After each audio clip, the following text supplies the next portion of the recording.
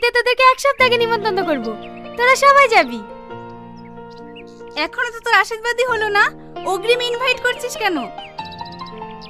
আরে না, পরশুদিন আমার আশীর্বাদ, ওই দিনই বিয়ের ডেট কনফার্ম হয়ে যাবে।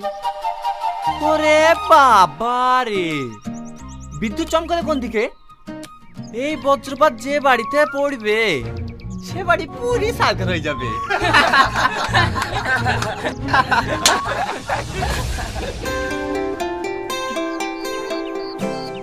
এই, তুই আমাকে হিট মেরে কথা বললি কেন?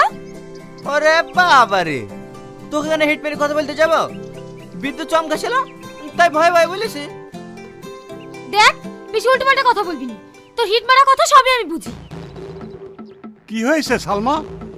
স্যার দেখুন না, এই লোফারটা আমার সঙ্গে ঝামেলা করছে। এই আমাকে লোফার বলবি নি, তোর সঙ্গে আমি কোনো লোফারগিরি করিনি। তোমরা চুপ করো তো, তোমাদের দুজনের মধ্যে এত ঝামেলা হয় কেন? তোমরা কলেজে এসে আর সবার মতো ফ্রেন্ড হয়ে থাকতে পারো না? কি বললেন? এর মতো ছেলেকে আমি ফ্রেন্ড বানাবো? ইম্পসিবল। আর তুই কি করে ভাবলি তোকে আমি ফ্রেন্ড বানাবো? তোর মতন ফ্রেন্ড না আমার পায়ের নিচে 100টা গড়ে বেড়ায়। এই তুই কি বললি? আরে ও কিচ্ছু বলেনি, ক্লাসে টাইম হয়ে যাচ্ছে, চলো।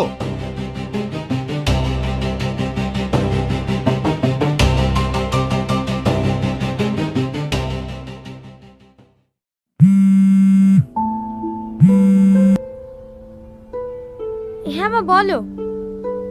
আজকে তুই বাড়ি আসবি নি? না মা, আজকে যাব না, কালকে যাব। মধু, তোকে যে কথা বলেছিলাম সেই আংটির ব্যাপারে, ওটা কি হয়েছে? হ্যাঁ মা, টাকা ম্যানেজ হয়ে গেছে, কাল কিনবো। কিন্তু মা, এত টাকা কোথায় পেলি?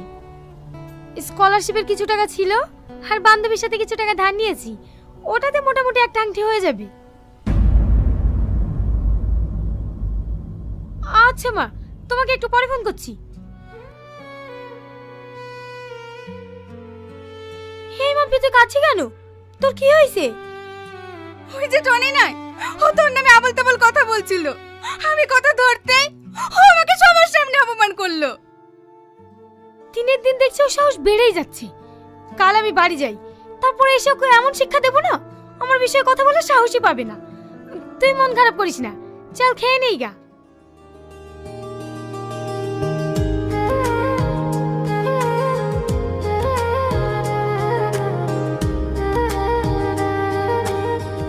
বাবা, এতে আবার লাভও আঁকিয়েছেন। আপনি বললেন না ম্যাডাম,